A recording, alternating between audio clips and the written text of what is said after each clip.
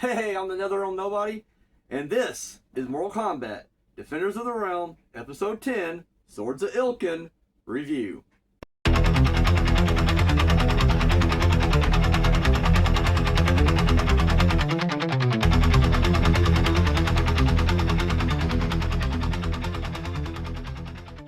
Alright, so the basic plot here is we get a little backstory. We meet Zara, who, I don't know, she's like kind of like an Amazon queen, I guess. She's running this, she's the leader of this tribe of women. And basically, she's opposing Katana, and she is going after the swords of Ilkin. And of course, she's going to employ the help of Katana, Sonya, and Jax to get these swords. So, I should mention right off the bat, this is the first episode that the antagonists are completely like original characters. Like, these aren't based on any previous Mortal Kombat characters, nor are they like, rip-offs or anything. It's not like Carbrak or the Imposter Reptile or whatever. No, this is literally just Zara. Whatever. So basically, what it is, we get a flashback scene of Zara, and basically what it is, of Katana, and during a struggle between, and I'm not gonna remember all the names. I'm sorry, they're ridiculous, but like, it's like a father figure to Katana. His name is like Rantha, something. Anyways, they were battling. He was the leader of the Crystal People, and Zara was from another dimension, Ilkun, and then tried to like take him out, and she had the swords of Sathara, or Ilkin, sorry. Too many goofy ass fucking names, if you ask my opinion. But anyways, Ramtha died during this whole thing, but, Katana was able to defeat Zara and run her off. And they eventually end up hiding the two swords of Ilkin. You find out later that, each sword is powerful on its own, but combined, you can basically take over dimensions with it, take over the realms and everything. So, they end up, Zara, sorry, I'm getting too ahead of myself here. We get a little B story. So, Sonya Blade, they think she's cooking. Jax goes into her, her room, and she's mixing a bowl of stuff, and he's like, oh, and he's like, oh man, this cookie batter is horrible, and it's like a face cream. And she's just like, I try to be feminine, you guys bust my balls on it. And so she's mad that, she just can't be a girl. This is literally a plot line from the cartoon. She can't be a girl, and she has no girls to talk to. And of course, he's like, well, what about Katana? And she's like, no, because she's always so guarded or whatever. And she's like, he's like, I don't know, give it a shot, go talk to her or whatever. And to Jax's credit, he's been kind of douchey in past episodes, but he's pretty cool at understanding here. It seems like these last few episodes have been pretty decent Jax episodes. I'm not saying it redeems him for when he was like bitching about his arms or crying over becoming blubberbutt, but he's getting better. I don't know, he was tolerable in this one. So anyways, Sonya goes to Katana's room. She's meditating. Again, she senses that Zara is close by. She's getting nearer, And so anyway, she's kind of preoccupied with that. Well, it turns out, as Sonya trying to make awkward small talk with Katana, the alarm goes off. Nightwolf calls everyone in. Turns out there's another rift, but there's something unusual about it.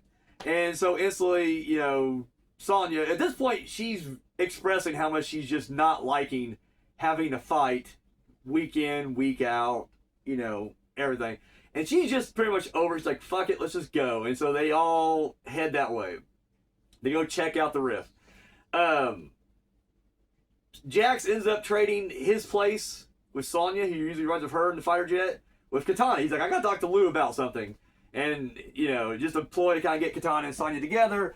Again, they're making awkward small talk on the way there, but nothing really clicks for these two. So they get there, and instantly it's there's a rift. They go up to the rift, and as they're trying to go to the rift, it pulls in Jax, Sonya, and Katana. And then when Liu Kang tries to run, or Striker tries to run into it, bam, it blocks them out. So there's an open rift, but there's a hidden barrier there. They can't get through. And so, and it's just funny because you get scenes of like Liu Kang just kicking it and punching it, and like Stryker doing the same, and then fucking Sub-Zero throwing his ice ball. Like, they're just doing everything they can. And I'm just, and you know, they said like, you know, Liu Kang's throwing fireballs at and everything. They're just constantly running into it. It's ridiculous. And then at one point, you know, Raiden shows up and he tries to, you know, force his way through it. And I think it's Liu Kang just like runs into it. And I'm thinking like, even I'm thinking like, dude, like give it time. Like wait for Raiden to give you the all clear. But he just like runs right into it and then bounces off. And Raiden's like, yeah, I can't open it. And it's like, I don't know, it's like one of the few times Liu Kang comes off kind of dumb. I don't know. I get a weird feeling that Liu Kang's character is a bit jealous here. Like, I don't think it's the pretense of him like, oh, it's my two friends on the other side. I think he's just like, oh shit, Katana's over there. Like, Sonya's over there too, and so is Jax, but hey, fucking Katana. And I think that's his main driving force here. Now, they don't come out and say that. This is me just kind of looking into things myself, but that's what it appeared like to me. So anyways, they're constantly trying to get in. That's their whole story right there. So Jax and Sonya and Katana go in there. You know, they get ambushed by these Amazon women.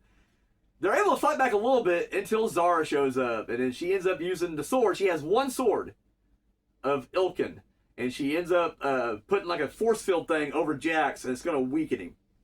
And of course, she's like, you know, Katana, I want you to go, you know, get the other sword, because apparently she and the other guy like split him and hit him right off the bat, like separate. I don't know if they told each other, but apparently must have. But she's like, I got one, and I know you know where the other one's at. So apparently she did. But anyways, but Sonya's like, I'm going to go because, you know, it's Jax, that's my boy. I got to go, you know, protect him as well. Katana's like, no. But then Zara's like, yes. So Katana's like, fine. Kind of weird. They finally get their girl talk slightly, you know. You know, it's not quite as girly as I was hoping. I just wanted to be like a slumber party, just fucking pillow fights and shit. Make-out sessions, but we didn't get that. But Sonya does kind of, you know, express again her displeasure of constantly having to fight. But Katana does the same, but she's like, but this is what we gotta do. Like, you know, the alternative is not acceptable. We can't have Outworld take over Earthrealm, so that's why we must fight, you know. And so, you know, they do kind of bond over that. They make their way Temple of Doom style, like just going through, or sorry, Legends of the Hidden Temple, like they're just kind of climbing over shit and pushing things and crawling through shit. They finally get to the other sword. She gets it. And then when they show up, you know, basically, you know, they're like, do the handoff. And she's like, and Katana's like, no, free Jax first. And the other girl's like, no. So then they're like, fuck it, we'll fight. And they put the swords down. Well, they go to fight. And it's kind of evenly matched for the most part. But then Sonya runs for one blade, Zara runs for the other. And then hands it Katana. Katana is able to fight away from Zara, and then she's able to free Jax from the thing. And once she frees Jax, they open up the portal, in come the defenders, and then of course Raiden opens up. I guess he keeps saying a portal to the void, and they said that before. That, you know, almost send them to the void. I can only assume this is still Netherrealm, right? Is it not? I don't know, but they, and then there we go, into the void they go. The other Amazon women fucking run off. And then the place is about to collapse. Katana's able to kind of open. They get Jax out, the others get out, and then Sonya's like, you know, I'm not going to leave you behind. You know, let's go. So she opens up another portal, and then she just tosses them in. And she's like, it's someplace that, you know, they'll never be found. And it's just like, again, where are you fucking throwing these things to? Like, again, you're just throwing shit somewhere. Someone can pick that shit up. Same place Shang Tsung's at? I don't know. The Wing Warrior from last episode, he's still flying around dimension to dimension. He can pick him up. I don't know if that guy's even good or bad. I know he followed the space orb into the other dimension. We don't know. But anyway, he's going around. I don't know. Swords are in the other dimension, but then, you know, the whole time, and they do this like 2 or 3 times. It's like a closing. But every time, like, you know, Katana or Sonya will say, like, hey, you did it. It's like, no, we did it. Hey, you did it. No. We did it. This happens like 2 or 3 times. But then that's our final closing thing. And then they escape together back to freedom, to safety. And it's an okay episode. I don't like that we just invented a character when you got so many great Mortal Kombat characters to choose from still. You know, we've yet to see Melina. We haven't seen Jade. You wanted a female character like that.